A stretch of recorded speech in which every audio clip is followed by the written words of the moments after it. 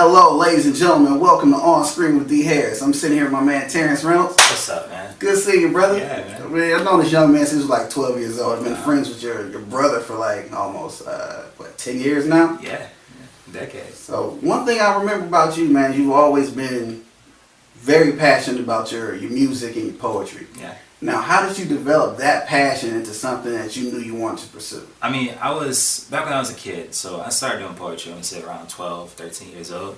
I was a pretty shy person, so poetry and music became, what started as poetry and then progressed into music became a creative device for me, I guess, to express myself. Okay. I remember one day my teacher noticed that I wrote raps and told me to perform in front of the class. And when people actually vibe with it and was congratulating me, I knew like I could probably do this.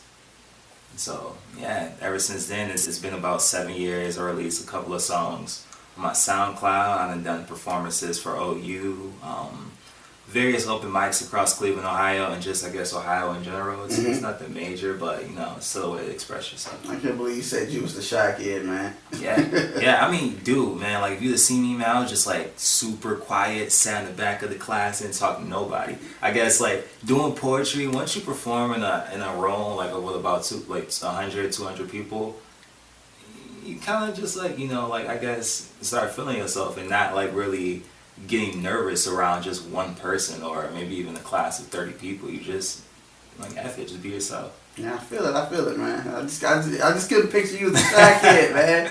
Now, like I said, you like music, but you have your musical influences as well. Yeah. Now, what artists do you like look up to that influence your music and the feel of your own music? Man, like I guess from the start, I say one of my earliest influences was Kanye West. Okay. Followed by people like Jay-Z. Back when I was in early high school, it was Kid Cudi, Cleveland native. Oh yeah. Shout out to Kid Cudi, man. Oh yeah, and then I started listening to like Drake's music and a lot of these new age artists. I like Joey Badass. I mean, I got a plethora of lists like inside my music playlist. It's very I guess very diverse. So what is in your playlist right now?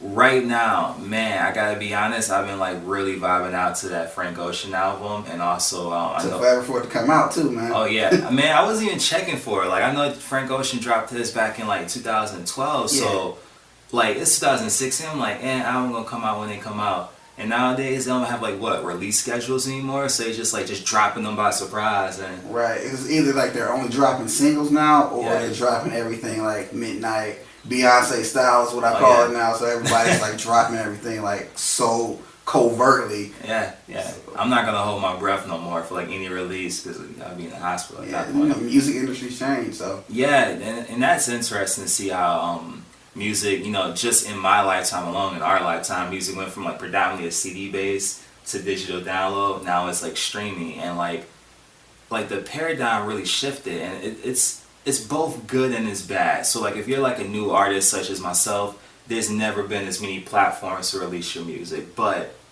how do you monetize it in an age where music is considered a commodity and people don't want to buy it, they just want to download it?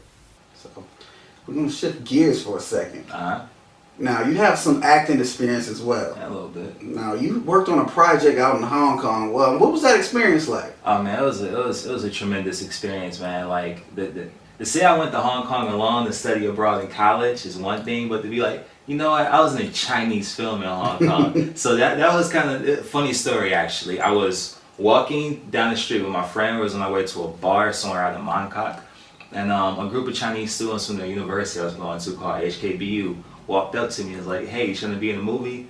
I know why else invited me to a movie. I mean, I'm just off the street. Yeah, dude, I'm like the only black kid in like a 100-mile radius. So it's like, they want me to be in their movie. So I'm like, yeah, why not? The next thing like a week or two later, I'm like in rural China somewhere, 10 minutes away from the mainland border, like shooting a movie, like a post-apocalyptic, I guess, human wasteland movie. It was really fun. Oh, that's crazy. So you're dealing with zombies and all kinds of creatures in that one? It would have been cool if I was dealing with a zombie. But ultimately the movie, and I don't want to spoil too much for those who want to watch it, but the movie premise was, it's a post I guess it's a post-apocalyptic world where the humans have been genetically modified to, I guess, hibernate to save on the food shortage. Okay, that's now interesting. the winter is coming soon in this movie, so if I'm stuck outside during winter because of the food shortage and the lack of shelter, I'm gonna die. So the whole point of my character was like, I found this house and I broke into that house, and what happened inside that house between the people who actually lived there and me, I do not want to spoil, but I asked everybody to check it out. So you heard what he said. Please check that out. That sounds crazy. I'm gonna have to check that out for myself. Oh yeah, man, it's cannibalism in there for those who are, I guess, you know. That's just crazy.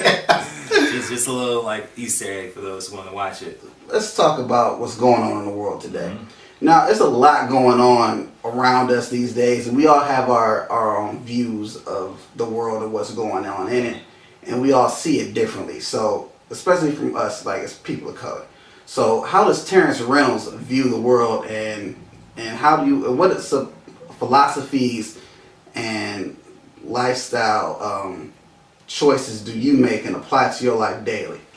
God, man, dude, like I guess this is a topic that can go like all sorts of places. Let's get into it, man. Well, I guess with the recent developments ever since I don't want to say ever since Trayvon Martin, but from my eyes, that's when it really like I guess brought back the conversation. Police brutality has been going on, I guess, in the black community since forever. Yeah, bro. since forever. Before I was born, like back when there was like slaves and stuff like that. So I guess Trayvon Martin, when that audio leaked, it really set a precedent for like citizens journalism where we start actually seeing the clips. I mean, like when the last popular clip before Trayvon Martin was what? Like Rodney King. Then after Trayvon Martin, you had the audio of Jordan Davis. You had the audio of not the audio, the visuals. What happened in Ferguson? Then you had, I guess, Philando Castile. Anton Sterling, Eric Garner. I mean, I can name like a long list of people. And we're seeing it's like daily, man. Yeah, so like it's hard to see that and not have this fear that hey, it's a slight chance that this cop is gonna take my life if he ever pulls me over off of a misunderstanding. Mm-hmm. So I love the movement like Black Lives Matter and any other like subsequential movement or movement similar to that. That's really I guess promoting like equal rights, because equal rights is more than just them not killing us in the streets, but offering us a job at a rate on parity of I guess people who are in the majority. Absolutely, and I love the way you just put that. It's a lot going on, man. Like life is a lot different for our generation. Yeah. Like everything's on camera, but it's not stopping what's going on. Yeah. So I mean, people say body cams are gonna be the reason why. I guess it's gonna be the thing that stops like the issue in the black community, but it was like I forgot the story, but it was I don't know if that kid was white or black, but pretty much during the incident that the cops had to defend themselves in court, the body cam just so happened to like turn off. They said it fell off. I remember that one. Yeah, and like these people are already being recorded. I mean, like goddamn, like not Philando Castile, but Anton Sterling was shot on camera. Like, and the cop just had complete disregard of it. So didn't care. A body cam may solve whether or not the cop get evicted, but I don't think it's gonna solve whether or not that cop takes a life. I mean, it's sad because when the cop sees a white person, he processes it and like I guess give him the benefit of the doubt. But when you see me, well, I'm not saying all cops are like that, but the ones no, and that's not what we're saying, people. We're not saying, but we do know it's bad seeds out there. Oh yeah. So when he sees me, there is a slight chance that he may not give me that buffer of, hey, maybe he's not a threat, and maybe I can like I guess have a dialogue exchange of what's going on. Last year, you started your own business. Yeah.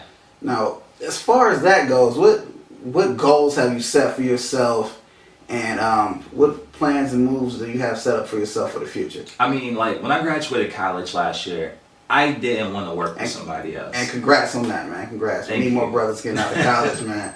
I love to hear that, man. Yeah, so I didn't want to work for somebody else. I mean, throughout my like teenage years, like I was inspired by like the Steve Jobs, the Jay-Z's. I mean, I read all their biographies, watched their documentaries and stuff like that. And I think, I can do this. It's not that hard. So what started off now as just a freelance web design photography business, it's been going great, by the way, I might add. It's going to eventually branch off to something more like right now, I'm as I get more and more clients and become steady with my freelance, I am entering into e-commerce. I want to start selling things online and start developing a more of a passive like source of income, because the issue with like freelance, whether it's, or not even freelance, just manual labor in general, whether it's me working in the office or me working at McDonald's, you have your hourly rate and then you have like how many hours you want to work for a week, and that's your salary cap. If I leave for a week, that's a week of lost productivity, that's a week of no business. If I go on vacation, I don't make money.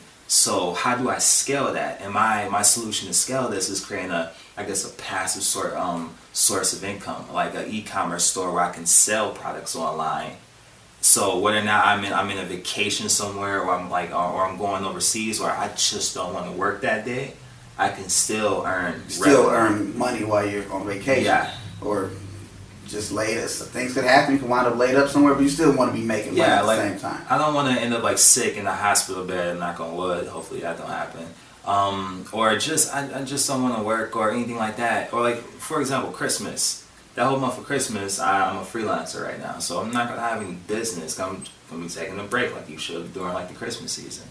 So I'm just not gonna have that source of income. But if I have my online store set up, which I hope by the Christmas season, December 24th, man, I'm gonna be making a lot of money. Yeah, man, especially with the last minute shoppers. Oh my goodness, I'm really looking to go more towards like eventually, like down the road, towards things with a little bit higher margins, things that I guess that has a very specific niche of customers that may like what that thing is. I don't know. We have been doing market reports of like seeing like what's really trending out there.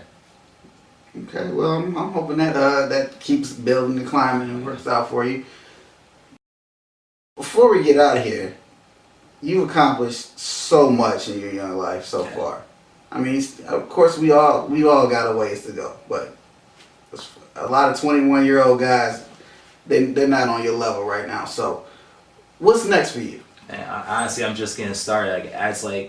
Everything in my life is like a stepping stone. So I started college at 16, and then I started my own business by 20 after I graduated college. And I see everything as a stepping stone. So once I take that next step, I don't even feel like I made it out. I kind of like erase what happened back then, and I focus on like the next hurdle that I gotta overcome. So the thing that's next for me right now is that I decided to like accept a job offer to teach English in Japan. So that's my short-term goal. When I was studying abroad in Hong Kong, he gave me like a sample size of like what's life like in a different country. And man, even when I went to places like the Philippines, it's so exhilarating and like I guess to see something new every day. To be uncomfortable, I feel like it's the most important thing for me right now. So for me to go to Japan, a place where nobody really speaks English, and then try to teach them English. Yeah. Let's talk about that, man. How did that opportunity come about? So I really just Googled it. I mean, I have people around me who like I guess taught in like different countries before, so they really planted that seed into my mind, and I've been holding on to that for a year. Okay. So when I went to Japan while I was studying abroad, and I told myself, I love this place. I grew up watching Japanese cartoons and stuff like that. I watched anime, I read manga. I'm not trying to like simplify their culture into something that simple, but it really gave me like an appreciation for like what that land has to offer. And when I was in Tokyo, man, like I didn't even do like all the touristy shit. I just kind of just walked around and like just hopped on a bus. Just took it in. Yeah, I just absorbed it. And when I left, I made this blog post saying that, yo, I'm gonna live here one day. And like, lo and behold, you got a dream set up for you coming next year. Speaking of next year, I know that's when you get ready to move. But when exactly do you start when you go over to Japan? So I'm leaving sometime, I'm gonna say in March. I haven't really gotten a date of when exactly I'm gonna leave. Right now they're processing my visa application, and then they're gonna find placement for me, like I guess which public school I'm gonna be teaching in. And yeah, right now I'm just using it as like a stepping stone just to get there. Once I'm there, I'm still gonna be doing the same thing. I'm still gonna be running my business on the side. I can't stop now, even if I accept the job offer. Stay focused, my man. Yeah. Now, before we close, you gotta tell everybody out there how they can get in contact with you, all your social media, all that stuff. For those who don't know, the main way to get in contact with me is with my Instagram. That's terrance.reynolds, Terrance.Reynolds. Also, you can find me on Facebook. You can just type in Terrance Reynolds and just hit me up on there.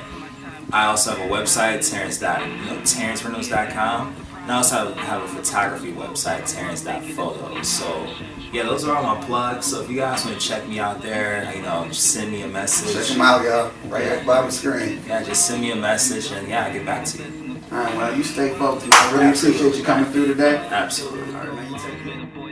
Well, that's it for this edition of On Screen with Dee Harris. I'd like to thank my guest Terrance Reynolds for coming through and you all for watching. Be sure to like and subscribe to the YouTube channel and my Facebook page at the Dee Harris brand. Have a blessed one.